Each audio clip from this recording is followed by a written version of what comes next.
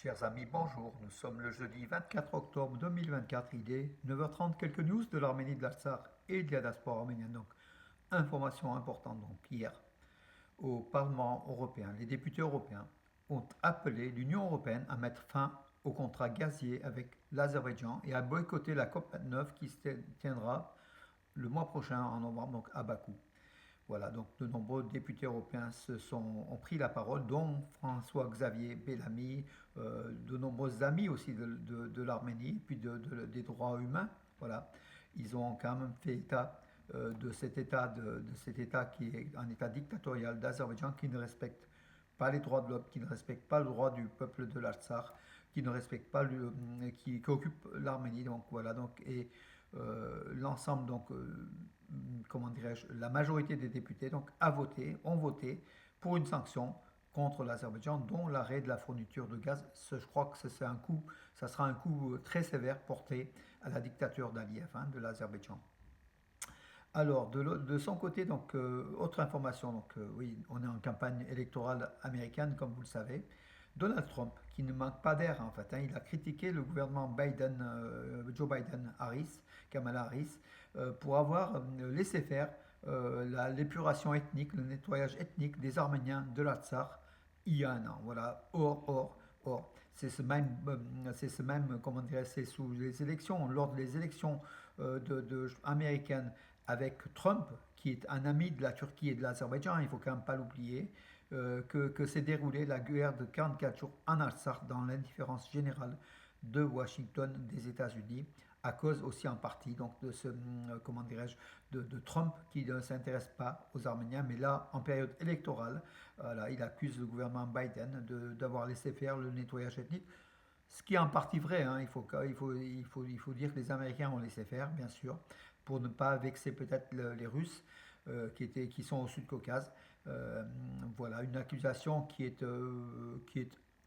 a une part de vérité, mais qui est fausse dans l'ensemble, puisque aujourd'hui, comment dire, Trump n'est pas l'ami de l'Arménie, loin de là, hein. Donc il a même des intérêts financiers tant en Azerbaïdjan qu'en Turquie.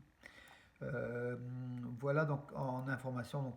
Et puis du côté de Moscou, par la voix de la diplomatie russe, par la voix de sa porte-parole, donc Zaharova, Moscou appelle au déblocage des voies de communication économique et de transport au Sud-Caucase. Donc en fait, Moscou appelle Yerevan à débloquer toutes les routes, mais se réclame la primauté du contrôle du Sud-Caucase. Voilà, donc la Russie qui ne veut pas lever les pieds du Sud-Caucase parce qu'elle sait très bien qu'il y a la Turquie qui convoite, hein, donc cette région et qui de plus en plus devient agressive.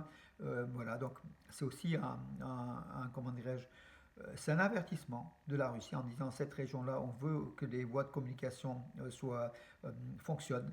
Et c'est la Russie qui devrait logiquement contrôler en partie au moins ce flux, hein, voilà, qui doit être le garant de ce flux.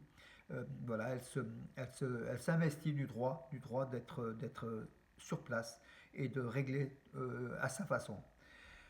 Voilà mes amis. Donc la ville d'Yerevan a reçu donc 14 nouveaux camions donc poubelles, donc voilà, une bonne chose aussi, qui renouvelle son parc de camions pour le nettoyage de la capitale arménienne, qui est assez propre, hein, donc la capitale arménienne, voilà, il faut quand même, vous le constatez lors de vos voyages en Arménie, c'est une capitale quand même qui est très belle et relativement propre, hein, voilà. Des collections de manuscrits arméniens de Omadé Natalan ont été donc complétées par les collections des manuscrits arméniens ont été complétées par quatre nouveaux manuscrits, dont de deux familles arméniennes, des États-Unis et du Liban. Voilà, donc encore une fois, donc la richesse du patrimoine arménien en manuscrit, le Madé Natalan, qui s'étoffe. Il faut le visiter, hein. On ne pense pas à se rendre au Madé Natalan, mes amis, il faut à chaque fois quand vous allez en Arménie, vous allez voir, vous découvrez des merveilles, hein, au Madé Natalan, le manuscrit des livres anciens, où il y a à peu près 25 000 manuscrits, dont à peu près 15 000 à 18 000 manuscrits arméniens. Assassinat donc à Bakou de l'acteur de théâtre dramatique russe Yosif Tkach et de sa femme Lyudmila. Ils ne sont pas d'origine azérie, hein, ils doivent être d'origine russe ou ukrainienne d'après leur nom.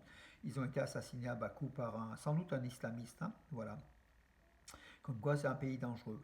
Les organisateurs de Miss Univers ont expliqué pourquoi ils n'avaient pas permis à Irina Zakharova de représenter l'Arménie au concours de Miss Univers 2024 qui se déroulera à Moscou, à Mexico. L'une des principales raisons, c'est qu'elle elle est pas arménienne, elle est russe.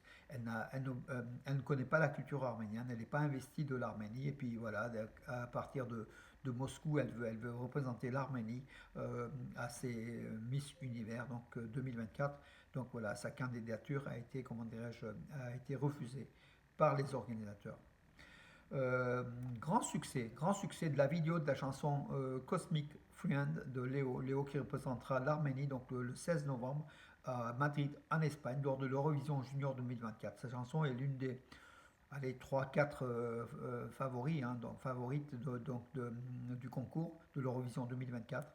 Sa vidéo est fulgurante en fait en nombre de vues. Voilà. Il arrive en troisième position des 17 candidats, alors que sa vidéo a été mise il y a que 2 jours, il y a que 48 heures, alors que les autres c'est depuis plusieurs semaines, voire plusieurs mois.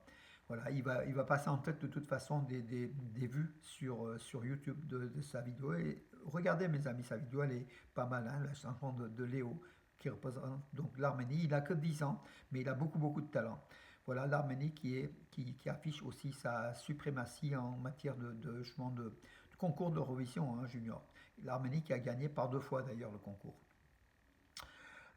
Ici, localement, vernissage d'hier de l'exposition au Centre du patrimoine arménien. Donc, je vous recommande à partir d'aujourd'hui hein, de visiter. Hier, c'était en avant-première, voilà, une visite avec des invités. Donc, de cette exposition Résistance, Missak, Méliné et les autres, dédiés bien sûr au groupe Manouchian, à la résistance.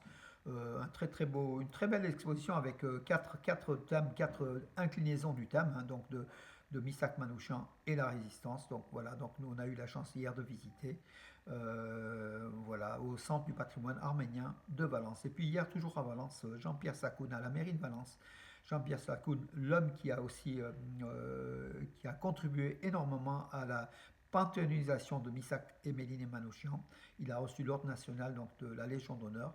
La cérémonie s'est déroulée à la mairie de Valence, à la salle des mariages de la mairie de Valence, en présence de personnalités, dont l'ambassadrice d'Arménie, Hasmik Tolmadjian, l'ambassadrice d'Arménie, puis il y avait aussi la consul d'Arménie à Lyon qui était présente. Voilà mes amis, c'est tout pour aujourd'hui.